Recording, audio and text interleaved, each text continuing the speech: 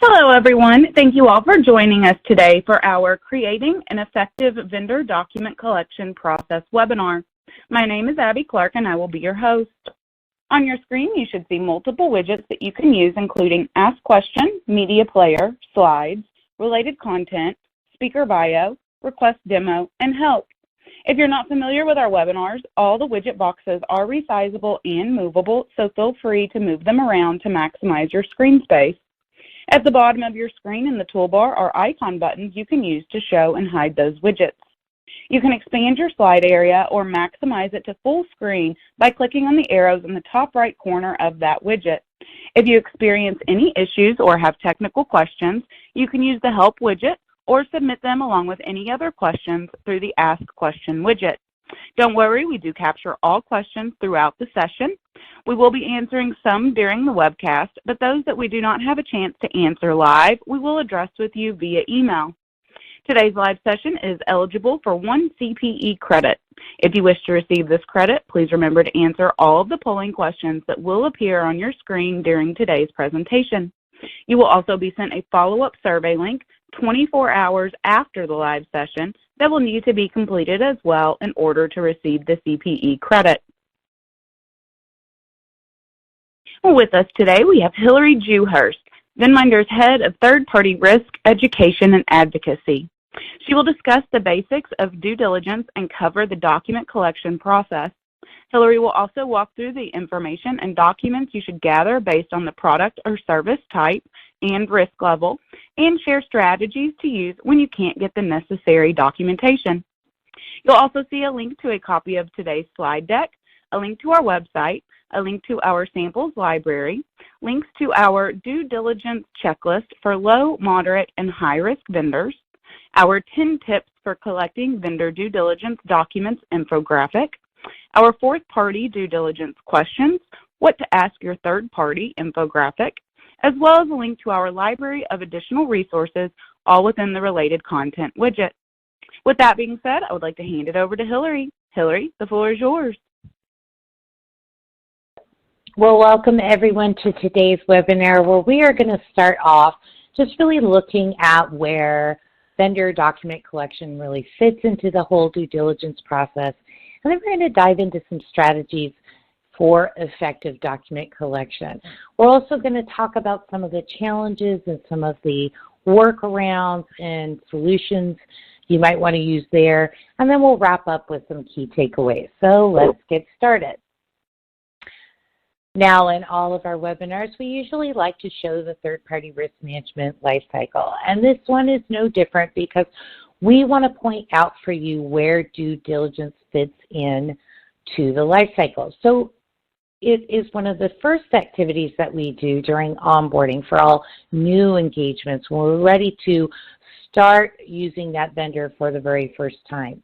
But that's not the only time it happens. It also takes place on a periodic basis throughout the relationship with that vendor. So as you can see here, it's part of onboarding and ongoing, and it is one of the most important risk management tools that we have. Now, before we start talking about that documentation, I think it makes sense to just talk about due diligence for a moment and why we need to do it. And first and foremost, it's a regulatory expectation, just like risk assessments, monitoring, contract management, etc. And there are multiple regulations that require this. Most notably and most recently, the interagency guidance that came out from the FDIC, the OCC, and the Board of Governors just a few weeks ago. And if you've had a chance to read this document, you'll know that they really beefed up the section about due diligence. And there's plenty of other existing regulations, including HIPAA, GDPR, and CCPA that all require due diligence. But if those regulatory expectations are not enough to motivate you, just remember it's really good business. It's really good business to understand who it is that you're working with and to make sure that they really can deliver the products and services you need them to, all the while managing the risks that are associated with those products and services. If we don't do that, there can be a lot of really negative consequences, which we'll jump into a little bit later. Protecting your customers and your brand is another excellent reason to make sure you're doing due diligence, because of course we want our operations to run well and we want those products and services to deliver, but mostly we want this to happen because of our customers, because they're the ones actually using those products and services. So how they're delivered to them directly affects our reputation and our brand. Whenever we're interacting with a vendor, we're basically putting our reputation in the hands of that company. And if something goes wrong, the general public is really not going to make a distinction between something your organization does versus something that your vendor does. Of course, there are so many good reasons to perform due diligence, but let me take you to the flip side and explain some of the hazards of not doing it. The first one is it's really hard to for sure know who you're doing business with, if they're a legitimate business entity, if they have the right reputation, and if they can fundamentally perform, deliver that product and service as they say they can. But more importantly, if you're in a regulated industry, you're risking non-compliance, which means that you can get big fines or enforcement actions that can even shut down your business. Most of all, we don't want to impact our customers. They are the reason we get a paycheck. So we're trying to make sure that they are protected from these avoidable risks. And the last one is, and if you've attended my webinars in the past, you'll know that consistency is key. And when we don't do due diligence, we have really inconsistent standards, which creates a whole wealth of problems on its own. Now, as a foundation for this conversation, I think it's important to understand the due diligence process. It's not just collecting documents. Due diligence is a process that has multiple components, so let's go through those. The first one is just collecting those basic vendor details. Who are they? Where are they? What is the background of the people running the organization? Do they have the right business licenses, etc.? And then, depending on the risk, we should probably ask that vendor to fill out a risk questionnaire. And that questionnaire is going to ask some very detailed questions about their risk practices and controls as they regard to the specific risks we've identified in an inherent risk assessment. To support their answers in that questionnaire, they need to provide us evidence, and that is the due diligence documentation that we're talking about today. And this can be a variety of information and documents that we collect, but it might include policies, cybersecurity controls, third-party audits, customer complaint logs, etc. Then, once we have that information, it then goes to our subject matter experts to review each risk domain. They're going to look at that questionnaire, they're going to look at that evidence, and they're going to provide us with a qualified opinion as to whether or not the vendor is capable of mitigating those risks. And then finally, if there's any issues that come up during this process, if there's something that needs to be corrected, then we have that issue remediation. Sometimes those issues are deal breakers. We can't move forward until they're fixed, and if that's the case, then we get them fixed. And if it's something we can put in the contract, then we go ahead and do that with all the details to make sure that that issue gets corrected later. So today, we're really here to talk specifically about those documents and getting those due diligence documents from the vendor. And those documents are really important because they serve as evidence of those risk practices and controls. So, we always want to take a trust but verify approach, and those documents help us verify. When we collect documents over time, we're also able to see how a vendor's processes have changed and hopefully improved, and if there's been any issues that have come up between due diligence cycles.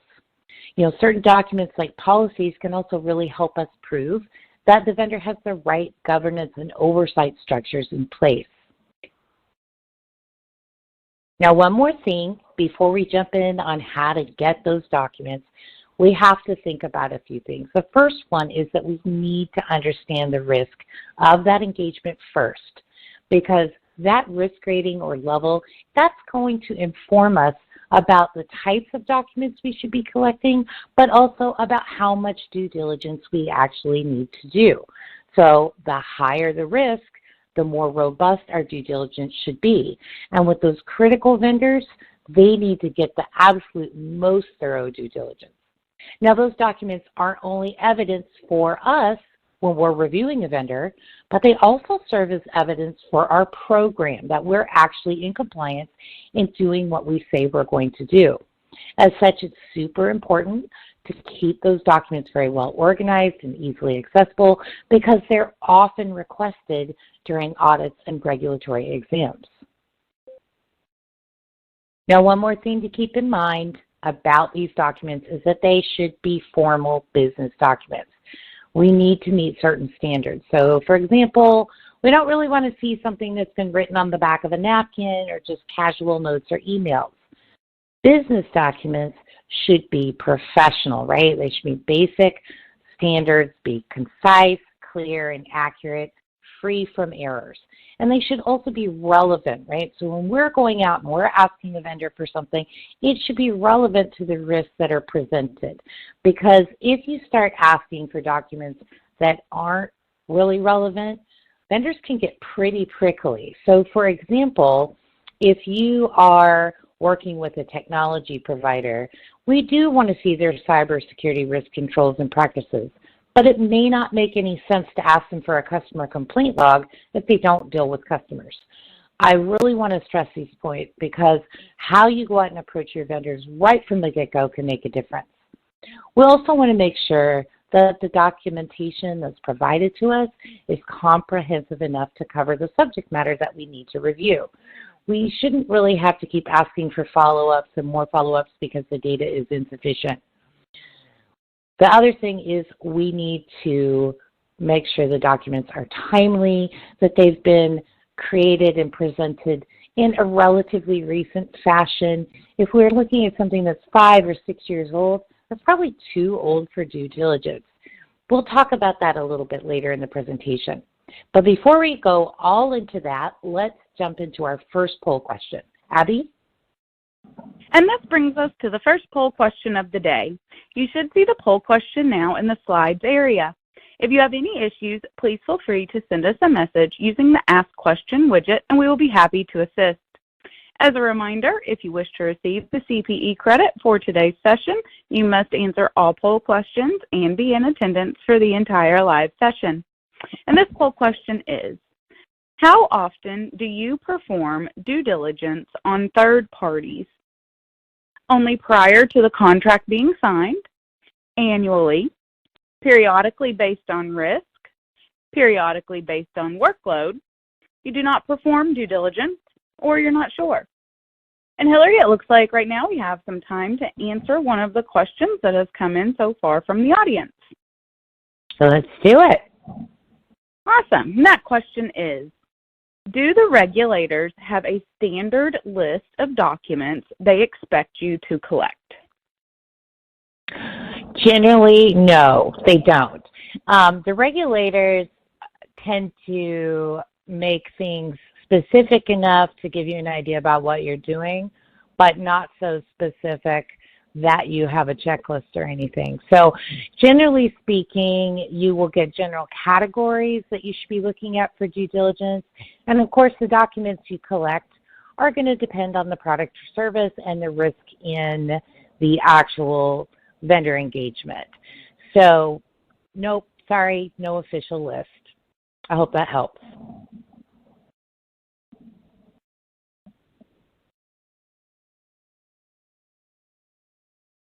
Thanks, everyone, for answering that poll question. Here are those results. And by the way, you may have noticed reactions such as a thumbs up or a heart coming across your screen. If you find this feature distracting, you can turn it off by clicking the 4 arrows in the top right-hand corner of the Slides widget, which will expand the slides to full screen and no longer show the reactions.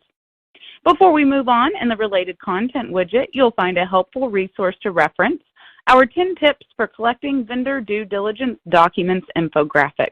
With that, back to you, Hillary. All right, in our next section, we're going to cover these 6 collection strategies, which is how to include due diligence to your contract, creating a standardized list of required documentation, really using that risk-based approach that we talked about, how to communicate that request to your vendor, how to review and when to review what you get, and the importance of following up. Now let's start with our contract. You'll hear me always say that a contract is one of your very best risk management tools. So we want to make sure that every contract includes your right to collect information and documentation for that periodic due diligence. And beyond that, we want to have a general right to audit clause that allows us to ask for any information anytime we deem it necessary. This can be very important when there's something like a cyber breach or some other event that happens where we need to collect the documents right now. Contracts that don't include these provisions really should be flagged so that they can be included during the next round of negotiations. And always try and get a non-disclosure agreement, because that will really help alleviate any of the stresses that a vendor may have about sharing sensitive data with you. Now, a really great strategy is to make sure that you establish a standardized list of required documentation by risk domain. And if you have specific considerations of documents you require for certain product types, to create that list as well. Now, in order to do this, you're going to have to think about a few things. First of all, what are those minimum document requirements? And what additional documentation might be needed because they provide a certain product or service? And we're going to go through some examples in just a bit. We also want to think about the types of documents that might be used by multiple risk domains, so like independent third-party audits or ISO reports, etc. Also, you want to set some standards around how old is too old for a document to be considered valid. You know, from a cybersecurity perspective, for example, things happen so rapidly that if you're looking at a cybersecurity policy from 3 years ago, that is ancient. So we do want to set some limits there. We also want to notate which types of documents are going to have expiration dates, which means they could expire between due diligence cycles. And we also want to identify if there's any acceptable documents that we can take in place of what we're asking for. This can be really helpful, because instead of the vendor coming back and saying, well, what about this? What about that? You could just give them the list of acceptable documents right off the bat and save yourself some time. So let's look at some examples of how this might work. So in this example, we're considering our general compliance domain, and we want to think about the types of documents that we might require just from a minimum documentation perspective. So I've created a little table. You could do something similar. It's really up to you. But we do want to think about the document type. So the first thing is we'd want their compliance policy. And we want to make sure that that policy includes their oversight structure and governance routines, for example. We don't want that policy to be more than 2 years old, because that sends us a message they're really not focused on that.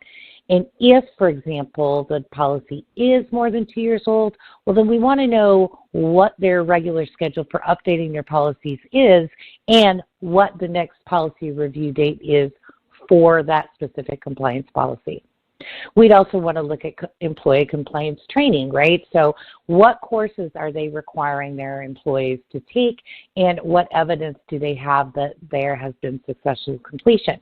We think this should not go beyond a year. This should be repeated every year, so that will be the standard. What about compliance audit or exam results? Well, hopefully these are less than 2 years old, but maybe they haven't had an audit or an exam within that time period. So if not, again, what is their audit schedule, and do they have a compliance audit date? So that could be their regulatory exams, which they don't always have control over, but internal exams, they definitely should be able to provide a date. Any licensing documents. We want to make sure that those licensing documents are not going to expire in the next 90 days. If they are, then we definitely want to make sure we're following up and we're keeping that in consideration. Or maybe a SOC 2 Type 2 document, we would know that that expires in a year, and if it is expired, we want a bridge letter that's no more than 30 days old. Remember, bridge letters are really only good for about 6 months, and we must know when they are going to provide the next report. Now, in this example, we're looking at due diligence documents that we need to collect for a very specific product or service. In this case, it's a collections vendor.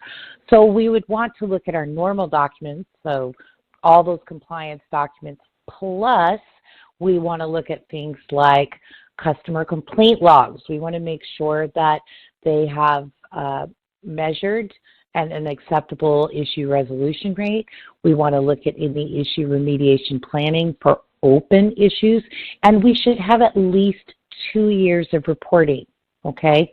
For collections, we also have that employee compliance training, but now we need to get very specific, so we want to make sure that their employees are trained for the regulations that would cover collections such as TILA, UDAP, privacy, etc. Again, not older than a year. We also want to look at their internal policies. So do their policies cover those same regulations? And do they cover things like do not call, robodialing, the CAN-SPAN Act? Again, let's hope these are not older than 2 years. And if they are, what's the update schedule and the next review date? Now, of course, as you go through each risk domain and you consider those special products and services, this is going to take a little bit of work to put this list together, but the benefits are really big because we're able to get that very clear information to the vendor right from the beginning, and that can help us reduce that due diligence cycle time just by cutting out that confusion. You know, answering those questions from the beginning will help your vendor, and it's also going to help you organize your documents. And saving time, it's not only for the third-party risk management team, but for your subject matter experts as well. They don't want to be looking all over here and there, trying to find what it is they should be reviewing. They should have a reasonable expectation about what they're going to review during any particular vendor risk review. And the best reason for having that list standardized is it drives consistency. And again, with any third-party risk management program, consistency is key. All right, the next strategy is use that risk-based approach for determining which documents you're going to ask for. Low-risk vendors, they're not going to need as much documentation.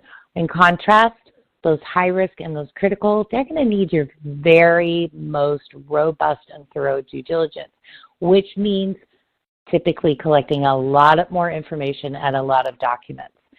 You know, when we are asking vendors again for stuff that is not relevant, it can create a little bit of friction. One thing I like to point out is that if you're working with an existing vendor, maybe you haven't done due diligence before, this is the first time, go out and check out the contract, understand what your maybe you have a right to audit or a due diligence clause in there. It's really helpful to understand what they're obligated to provide so that you can leverage that information before you even make the request. Now, of course, when we are requesting those documents, we should do so in a very formalized request that we can retain with the vendor record. And we want to include all the important details, including who we are, why we need the documentation, the specific information or documents that we are looking for. We'll also want to make sure we are very clear about the due date and let them know that any delays on their part or sending incomplete or inaccurate information will either delay or prohibit the engagement from going to contract, and nobody wants that. Of course, give the vendor a contact name to reach out to if they have questions, and don't forget to let your vendor owner know that the request has been made. Another issue that comes up all the time is that when you're making a request for due diligence documents and information, you're probably making it to a sales rep or a relationship manager who honestly doesn't have the full information or access to the documents that they're going to need. So oftentimes they may delegate those document collection tasks within their organization. And that's just fine, provided they understand that they are the ones responsible for following up internally to make sure that the deadlines are met. That is not your role. You'll also want to make sure that your vendor owner is aware of that and that they are responsible for following up directly with their vendor for anything that is missing. When you do start receiving documents, review them as quickly as you can. Don't wait until you have every single document to start getting your subject matter experts reviewing them. And there's a lot of reasons for this, but mostly it's because it's very rare for a vendor to send over a complete package of documents all at once, and it's perfect. In fact, there's almost always some additional questions or something that's incomplete. So if we wait until everything is perfect, then before we start the review, it's just going to take more time. And time isn't always a luxury we have because our business units may need that product or service right away. So as a general rule, we need to try and expedite due diligence as much as it's reasonable and possible. And fortunately or unfortunately, follow-up is a strategy. It's part of the due diligence document collection game. And we always want to know who is responsible for collecting and reviewing what, and we want to keep track of those assignments. This may mean setting up some calendar reminders or issuing reports for vendors and vendor owners and SMEs to let them know the status and what is next. If the information has not been received, say about a week or so before it's due, feel free to go ahead and send a reminder. It's much better to ask someone for something they're already working on than to wait until it's already past due.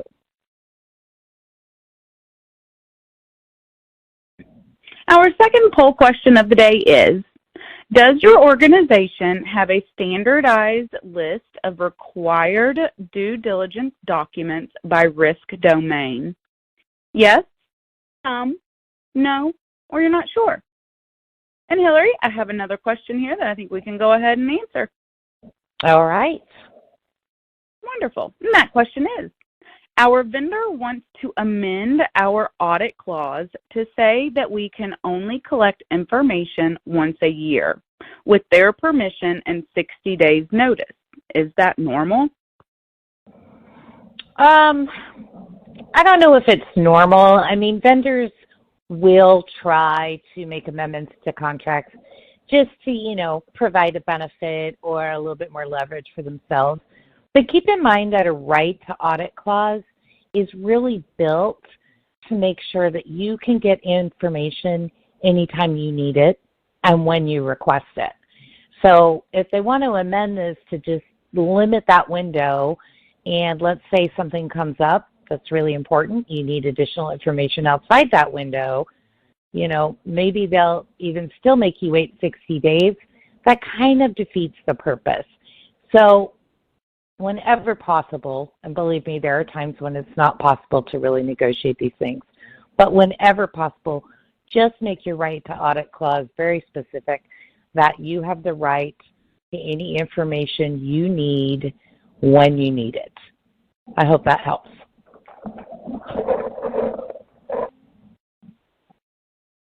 Okay, here are those results.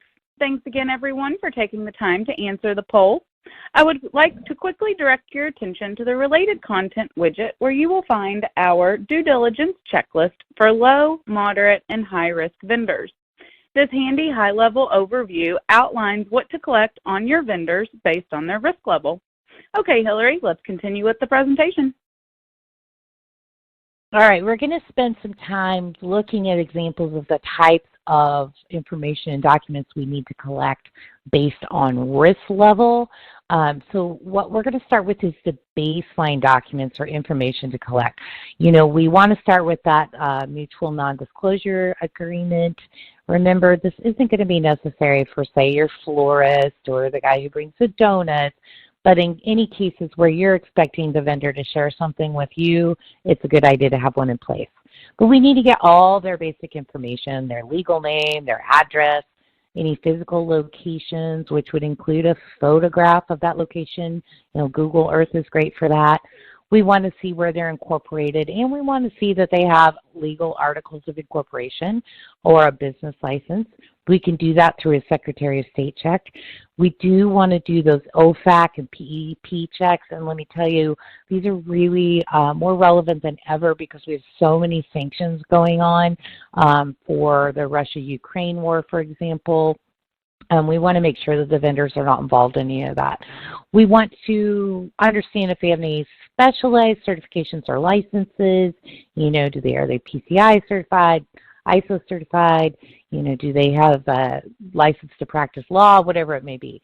We need their tax ID so we can pay them, and should pull a basic credit report or a Dun & Bradstreet report. We want to know the ownership structure in any affiliated companies. That's going to help us understand sort of that broader reputational piece. If there's been any vendor complaints, we can look at that through the Consumer Finance Protection Bureau, CFPB website is a good place for that. Better Business Bureau is a good place for that. And we just want to do a basic negative news search, do a Google search. And then we do want them to list their subcontractors or fourth parties that are relevant to providing products and services to us. Now, so for low risk, we'd want all that baseline information that we had on the previous page. But once we start going up in risk, so for our moderate risk vendors, we'd want all that information plus a few additional things. So we'd want 3 years of audited financials, right? We want to start looking at insurance certificates, and we want to look how they're managing their vendors. So we want to look at their third-party risk management practices, policy, et cetera. We would want to look at their SOC reports, and don't forget to get bridge letter if it's needed. We want to look at any audit or exam reports, their AML policies, if those are applicable, their information security, record retention, background check, and hiring practices. Now, with those high-risk vendors, higher risk, more information, more documentation. So we need all the information that we've already discussed, plus now we're going to want to start looking at policies and procedures. We're really going to want to know about that senior management team, look at their biographies, like who is running that organization. We want to look at things like access management policies, data classification, how they handle incidents. We are going to be more concerned about their business continuity and disaster recovery at this point. We want to look at any service level violations that they may have had in the past, and we may want to consider an on-site visit. Now, I want to make sure that everyone understands that just because you have a high risk or a critical risk vendor, those aren't bad vendors. I mean, we all need them. We need to understand, because they perform these high risk or critical functions, that it's extremely important that we've properly vetted them and that we do that due diligence and have that oversight on a regular basis. Now, there are a few other considerations that you might have based on that specific product or service or industry. And I know that we've listed many relevant documents, but I want to point out that it may not end there if you're working with a vendor, or you might need to take an additional step. So, for example, if they're handling credit card data, we'd want them to be PCI, which is Payment Card Industry certified, and we want to review that. If they're handling any health information, then HIPAA compliance determination is required as well. And any other licensing, for example, money transmitter licenses might be considered as well. We put these on a separate slide just to point out that there could be, and likely will be, some additional due diligence required other than just the standards we tend to reference all the time. I do want to talk about fourth parties for a minute, because we get questions all the time about whether we should be collecting due diligence documentation on fourth parties. It's really important to understand that by their very nature, your organization does not have a contract with a fourth party. So they are under no obligation to provide anything directly to you. That is why we have to depend on our third parties, and we need to leverage them because we can't manage those fourth parties, but we need to know that our direct vendors are. So we want to require evidence of those fourth party risk assessments and due diligence. We want to know what kind of things they do in their program, what kind of open issues there are. We want them to give us their vendor risk management policy so that we can assess how well they're going to take care of those fourth parties. And let's not forget that we want them to include their subcontractors or our fourth parties in contracts. And we want to make sure that they're also included in audits whenever possible. Now that we've talked about going out and getting those documents, I want to say that talking about it is often a lot easier said than done because there's a lot of issues and challenges that come up with this process. And one of the first ones is that vendors just don't provide us the documents, and chasing them down constantly is really time consuming. It's not very effective, especially if they're going to be unresponsive. Another big challenge is if we're only doing document collection on the vendor level. So we're just looking at the vendor in general, but we're not considering the product and service or that specific vendor engagement. If we don't have a good and organized single document repository, there can be all kinds of version control issues. There can be missing things. Somebody has something that should be over there. So that can be a real big problem that needs to be addressed. Another one is if we just don't have good internal subject matter experts to review some of the more complex or unusual vendor information.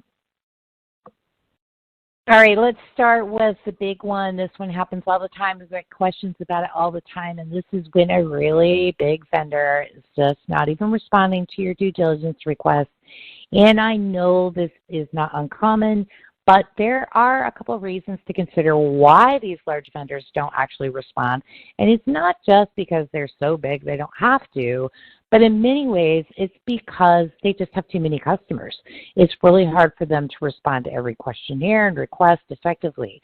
Another reason might be is that they already provide a majority of that information on their website or through a customer portal, and to find a reason, and this one may be one of those times where they're so big they don't really care, but it's because they're not legally obligated to provide the data. And this can be the case when you just have a standard terms of service agreement that you can't negotiate, and it sort of is what it is.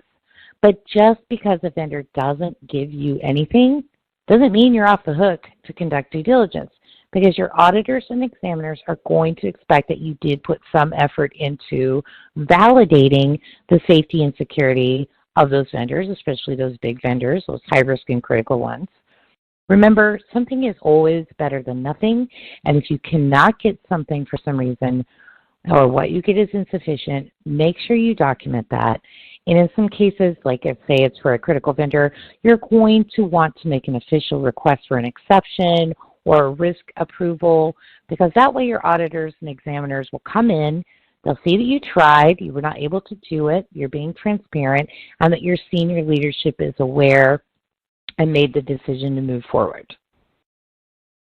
Now, when we say something is better than nothing, let's just start with those something. So I want you to go ahead and make the request anyway, even if you know you're not going to get anything, because at least that you can document that you made the request. Another trick is that you can try working directly with the sales rep or the account manager. You can ask them if there's a customer portal with that data, or maybe they can point you to where it might be located on the website.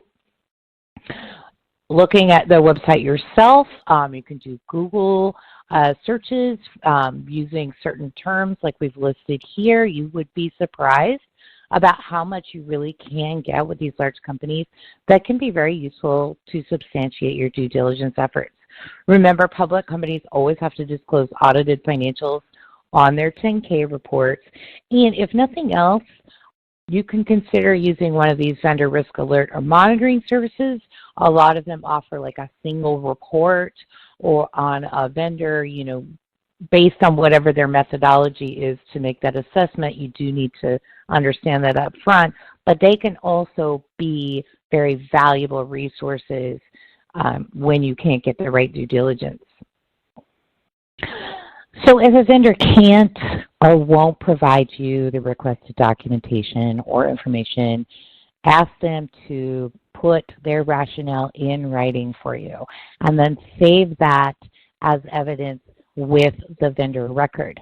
You can also think about other alternatives. You can get creative. So maybe there's a different document like we mentioned earlier. Maybe you can have a heavily redacted document, or ask the vendor to share the document on an online sharing platform, say Zoom or something, or let you view it during an on-site visit. Okay. Alternatively, you could also ask them to schedule a phone call with their internal expert, and it should be someone pretty high up, so like their chief information officer, chief compliance officer, who can then be interviewed by your SME about those controls. If none of that works, and as a last resort, you could ask the vendor for a written attestation of suitable controls per your documented requirement. Honestly, I don't know how much water this would hold during an exam, but again, something is always better than nothing. And if it's really serious for a high risk or a critical vendor, you should seek approval from senior management through that formal risk acceptance process or whatever internal actions you can take to make sure that people have visibility and the right people are weighing in on the decision. So on the previous slide, we asked you to make sure that they document their rationale, and that is really important so that we can really review that and determine if it's reasonable. Now, there are times when it does make sense for a vendor to withhold certain information. A good example might be the business continuity and disaster recovery plans for a big data center where they have multiple clients. That is very sensitive data, and sharing it over and over again just doesn't make sense.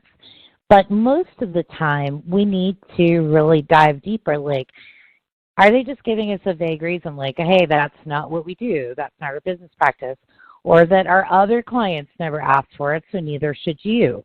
And when they think about using that one, think about other vendors that you have that provide similar products and services. Are they able to share? Because if they are, that should be a red flag. And then we also want to determine if the vendor truly understands the importance of due diligence, because if they don't, it's not just bad for us, but it should raise a question about how they onboard and investigate their vendors. But most of all, does it seem like the vendor might be hiding something? And that is where you really have to use your spidey senses and the information you have to make a decision. If they're not sharing and they don't have compelling reasons why, that really should be taken seriously. Like, that is just not something I would skim over, and I would think twice about bringing that vendor on board. All right, so you have the documentation. What do you do now? Well, the first thing you do is you make note of any of those expiration dates and put them in the system, because we want to stay on top of that. We want to make sure that we have those documents organized and really easily accessible for our subject matter experts, and that we have good processes to manage version control. We want to coordinate those SME reviews, and then we want to communicate those review schedules to the stakeholders and stay on top of it. As more of an aside, when we do find issues during due diligence, it's really important to track and manage those issues. And remember, all remediation should be reviewed by the same SME or an SME in the same risk domain before they're considered closed. So to reiterate some of these practices, making sure that your vendor owners understand the process and that they can explain it to their vendors is so important, because that will save you a lot of time and effort just constantly re-answering the same questions. We'll always want to standardize those document types by risk domain and by product and service type. Don't ask for information we don't need. And think about providing a list of FAQs to your vendors with those due diligence document requests. You could avoid a lot of unnecessary conversations. Now, I'm not going to spend a lot of time on this today, but it is important to understand that when you're using very manual processes, it can be very slow, they can be very error prone. So using a dedicated third-party risk management platform or software tool can really help you manage all the administrative work around due diligence document collection. And it can also, do all the important things like time stamping and generate the reporting that you need to stay on top of everything. And, just to get a little more detailed, some of those administrative things are sending and retaining all those communications and keeping track of all the due diligence requests and submissions all in a single place. That shared workspace is a really important piece of functionality because if everyone can see the status, they don't need to keep coming to you to find out what that is. They can also automatically generate those periodic due diligence schedules and reports about where everyone is in the process, and they can help you track and manage those issues. Just to keep in mind that if resources are an issue, especially for your SMEs, you can work with external third-party risk management services firms that provide those professionals to make a qualified opinion. You can get a really high quality product, really strong due diligence, and even regulators are perfectly fine with this solution if you need to use it. Just keep in mind you're still responsible for the risk and the results of the due diligence. Our last poll question of the day is, does your organization include a standard right to audit clause in vendor contracts? Yes, no, or not sure? Hillary, let's go ahead and answer another question from the audience. Great. And this question is, can a subject matter expert review multiple risk types during due diligence? They can, provided that they have the necessary expertise and background to do so. Now, keep in mind that we always recommend that subject matter experts actually hold professional accreditations and certifications for those roles. So you may come across somebody that does have maybe the necessary cybersecurity credentials, but they also have credentials around business continuity and disaster recovery, because sometimes those things go hand in hand. Then sure, they can review it, but it's really not advisable to have a subject matter expert take on more than they can reasonably provide a qualified opinion on. So by reasonably, I mean they need to have the background and experience to really evaluate those controls. I hope that answers the question.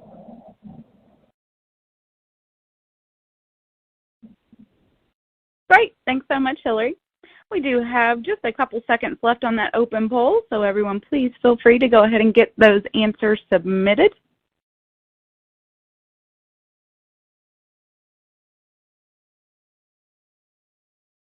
And here are those results. Thank you to everyone for answering this question, as it's always interesting to see what everyone says. I'd also like to mention that you'll find our fourth-party due diligence questions, what to ask your third-party infographic, within the related content widget. This resource can be used as a helpful guide when discussing fourth-party due diligence needs with your vendors. With that, back to you, Hillary. All right, to wrap up, we know due diligence is necessary. It's best practice and a regulatory expectation. And it's important to use a risk-based approach for all of our due diligence. That's going to save everyone time and energy and effort, and it's also going to allow us to focus on what we need to. Remember, your vendor documents are evidence that they're doing what they're supposed to do, but they also help you demonstrate that your program is in compliance with regulatory expectations. We want to make sure that due diligence and right to audit clauses are included in every vendor contract, and we want to standardize those documentation lists by risk domain, by risk level, and product or service type. And finally, don't ask for documents you don't need. Make clear requests for your vendors. Review and follow up promptly. and ensure that your vendor owners understand that process and they can explain it to their vendors and they can answer some questions. Always track and manage your issues, and if necessary, consider using third-party risk management software and services. And with that, I will turn it back over to Abby for more Q&A. Abby? Great. Thanks so much, Hillary. Before we dive into more questions and answers, I want to thank everyone for attending. I would also like to thank Hillary for her time and sharing some really important information.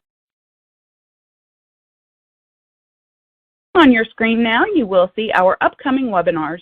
On July 11th, our How to Classify Who is a Critical Vendor webinar, and on July 25th, our Vendor Exit Strategies and Plans, Managing the Offboarding Process Safely and Effectively webinar. We hope that you will be able to join us for those sessions as well. A link to register for those sessions is in your copy of today's presentation slides. And now let's go ahead and answer some more questions that have come in during this session.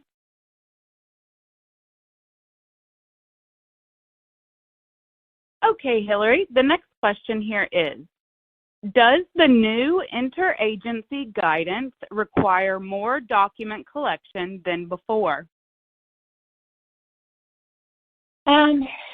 Yes and no. So one thing that's really interesting about the new interagency guidance is that it really does expand on the expectations around due diligence.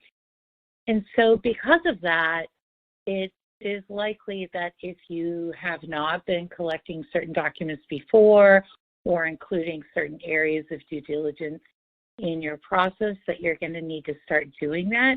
So that could, in fact, result in more documentation. I hope that helps. Awesome. Thank you. The next question I have here is, how often should a vendor test their business continuity plans? It is kind of a good business standard to do it annually. Some do it maybe every other year. I would say that when you're considering your high risk and especially your critical vendors, that they are testing those at least once a year. Obviously, with the critical, if something goes wrong and their business continuity plan isn't really the best, you don't want to find out the hard way. So I really would recommend at least once a year for critical and your high risk as well. Awesome. Next question I have here is, are you saying that we shouldn't review fourth-party documentation at all? The thing with fourth-party documentation is, again, you don't have a contract with that fourth party, and most likely you don't have an NDA with them either. So it's unlikely that they're going to be wanting to just share that to you directly. What we do need to think about when it comes to fourth parties is really holding our direct vendors accountable, making sure that they have solid third-party risk management practices, that they can show us proof of those practices. So, hey, can we see the risk assessment? Can we see the risk review? Now, whereas you may not be able to see your fourth party's business continuity plan, for example, your third party should be able to show you the risk review they performed on that same third party. So, no, you don't need to be collecting those documents directly, but you do need to make sure that your third party is doing what they're supposed to be doing and show you evidence of those practices. I hope that makes sense. Great. Thanks, Hillary. Next question. If we get a risk acceptance from our management, is that something we need to renew when we do annual due diligence? It really does depend on your internal policy. Most organizations will have a risk acceptance be time bound, so it's only good for a certain amount of time. And that's generally because we don't want to just accept risk in perpetuity. Ultimately, the whole idea of risk management is that we're constantly looking for ways to mitigate that risk. And even though we can't mitigate it right now, maybe in a year from now, we'll have different tools or resources or situations that will help us mitigate that risk. So I like to recommend that when you do have a formalized risk approval, that you do periodically review that. You should follow whatever your organization's guidelines are for that, but it doesn't hurt to take a look at that during your annual due diligence.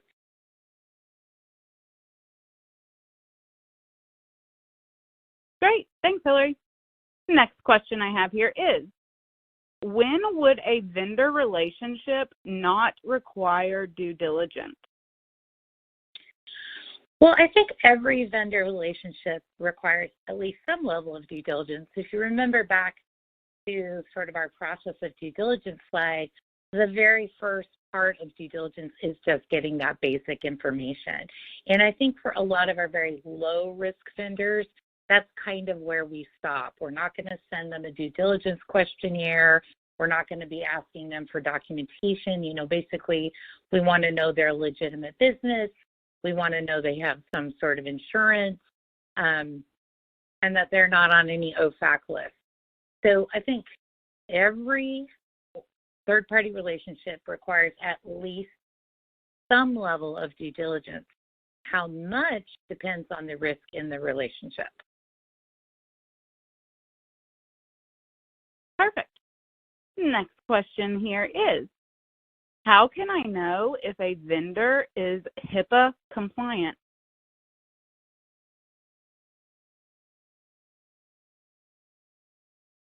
Abby, can you repeat that? Yeah, sure thing.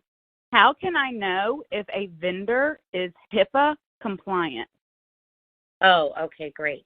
So, there's different ways to do that. Obviously, there's an organization called High Trust, which does help determine that organizations are HIPAA compliant, and HIPAA audit or some other kind of independent third-party review should be able to tell you.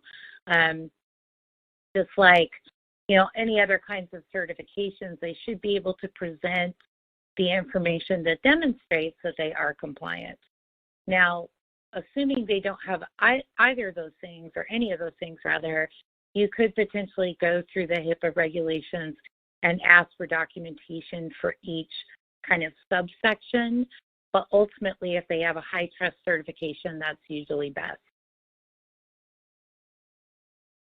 Okay, great. I think we have time for one more question. This last question is, what are your thoughts regarding viewing documents via a WebEx? It's not my first choice, obviously, but if it's one of the only choices you have, something is better than nothing. You just want to make sure that it's presented in a way that you actually can physically read the document, right? That, if the text is big enough that you can view the whole page, and you want to be able to have enough time to make any notes for yourself.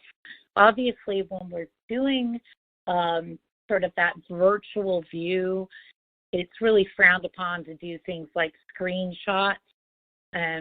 So just be sure that when you are undertaking this type of review, that you kind of clear the rules of engagement with the vendor beforehand. I need to be able to see everything clearly. I need time to read it, and I will be taking notes. Provided those things are in place, it is a good substitution when they won't physically give you a document.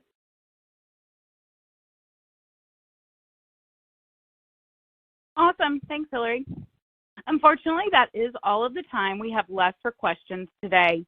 Thank you, Hillary, for taking the time to address some of those that came in. Any questions we did not have time to answer today, we will address with you offline via email. We would like to thank you all for attending and hope you found today's session valuable. A big thank you to Hillary as well for her time and great content. And ask even more questions inside of our third-party think tank, an online community that is dedicated to third-party risk professionals and free to join. Just because today's session has ended doesn't mean the conversations and questions must. Post your questions at thirdpartythinktank.com and see what your peers have to say. In the community, you'll find thousands of free educational resources related to third-party risk management topics, including document collection to assist you. If you'd like to become a member of the third-party think tank, you can register on the site or shoot us an email and we'll get you registered and send you a link to set your password. We did record today's session, and that recording link will be provided to you in a follow-up email that you will receive tomorrow afternoon. Also within that follow-up email will be the survey link for you to request your CPE credit. On behalf of VinMinder, it has been a pleasure. Thank you and have a great rest of your day. Bye-bye.